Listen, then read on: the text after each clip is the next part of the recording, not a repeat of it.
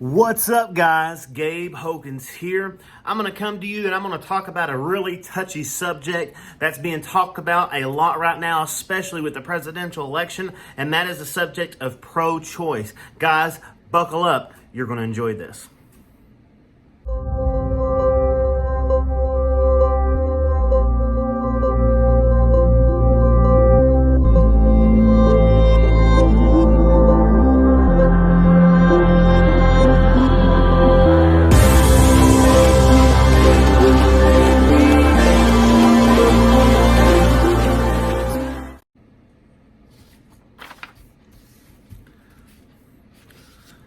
So if you're a Democrat or you're considered the left, most likely one of the issues that you support, not all, but most Democrats support that which is called pro-choice.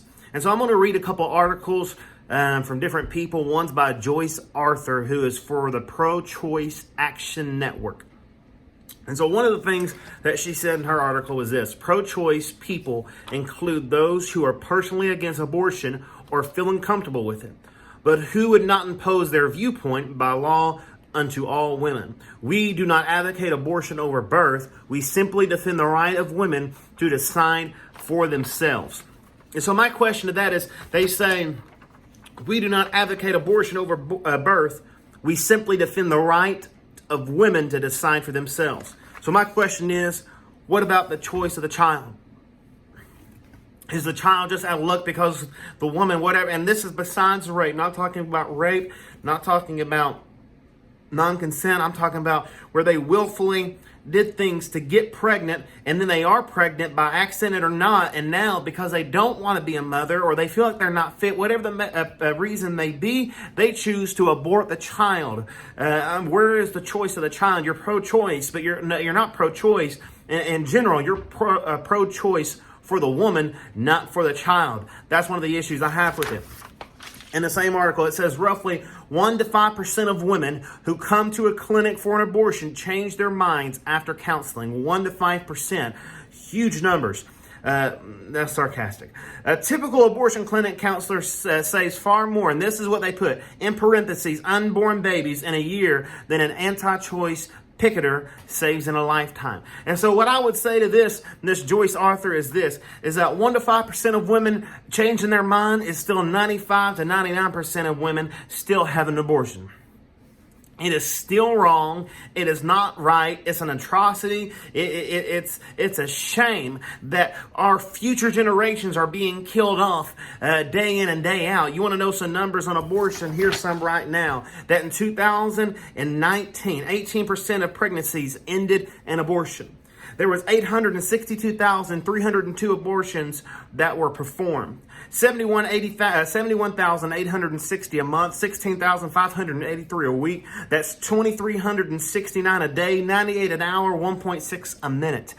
That means every single minute that you're watching this video right now, there's another baby's life that's being ended in the name of pro-choice. Guys, we've got to get rid of it. We need a president who is pro-life. Pro-life is the exact opposite, but I'm not going to do a video on that one. And so there's another article, and it was from Rewire News. You can look it up, Rewire News. And so that they did, in one of the paragraphs, it says this: what does it mean to be pro-choice? And so it says, in its most narrow sense, the term pro-choice is a shorthand for a group or individual who believes a woman should be able to choose an abortion if and when she desires a terminated pregnancy that is either unintended and unattainable or simply unattainable. And certainly the anti-choice community focuses solely on this aspect of the pro-choice agenda. So my question is, they say if and when she desires to terminate a pregnancy. So let me ask you this, or let me tell you this. That means whenever a woman chooses, she can terminate that child. That's what they're saying. All the way up until the day the child is born, they can terminate the child if she chooses to do so. That's absurd. I mean, that is absolutely absurd. They go on to say this: a mother, not now, but later, or never to become a mother at all. She has a choice to choose this, to never become a mother now or later, but never has to become a mother at all, whether or not to become a parent to an apparently healthy child or give birth knowingly to a profoundly disabled child. So they said one of the reasons that a woman can choose not to have a child is if she knows that the child is going to be disabled. If you want to talk about discrimination, they say basically if the child is disabled, they don't want to have the child. They don't want to take care of it. They don't want to give a chance for the child to get better in case medical studies come along that help a child. Another thing is this.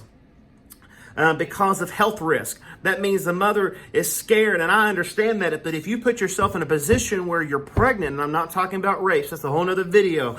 But if you put yourself in a position to be pregnant, and then you want to terminate for health risk, you should have never put yourself in the position in the first place. Another one is marital or stranger rape or incest. And like I said, that's another one for another video. And so basically there was another paragraph that says one of the reasons why a woman should be able to choose not to have a pregnancy or to abort it was a potential additional child threatens their own lives or the well-being, food security, educational attainment, social development of living children, and an established family. And it goes on also to say participate in society. So let me say this. So I'm going to name off these things that they said here. One is their well-being. That means the well-being of the woman. Another thing is why that gives them the choice to abort is food security. So what does that mean? Let me break it down for you. They're scared there won't be enough food in the house if they have a child for them to eat, not the child. So another one is educational attainment or social development of living children and an established family. What does that say? They don't know if they're going to be able to be socially awkward or not, or if their family is going to be stable. These are things that you got to teach your child, and you got to develop a good family atmosphere. That's your job. You wanted to be pregnant, be an adult, and develop these things for your child. And then they say, yet when the birth of a child or another child threatens the ability of any woman to participate in society. So you want me to break that down? They can't go out and party whenever they want to because they got a child. God forbid they grow up and they be a woman or a mother of a child that they went out and basically got pregnant with.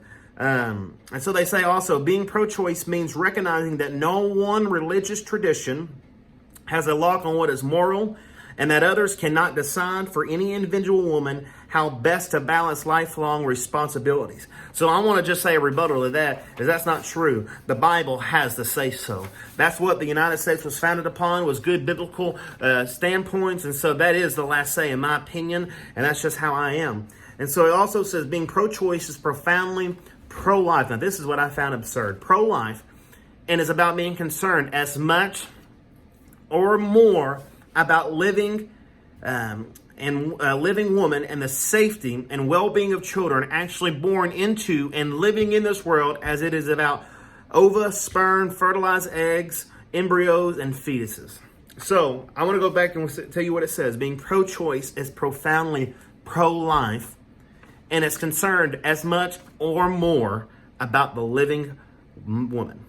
So basically the woman goes out, gets pregnant, the woman doesn't want to, so the child that had no choice to be conceived, had no choice to end up in his mother's womb, now is at the mercy of the woman who did this to it. And so they're saying the woman is worth more. The woman, they're more worried about the woman than they are the child that had no choice. That is wrong. There's no way in the world that could be considered right.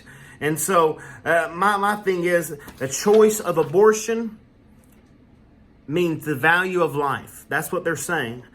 My question is, how is abortion, how does it equate to you being pro-life? How does it equate to being a person who cares about the value of life? It doesn't. When you kill babies, you are killing creation. You're killing God's gift to humanity, and it's not right. It's just wrong.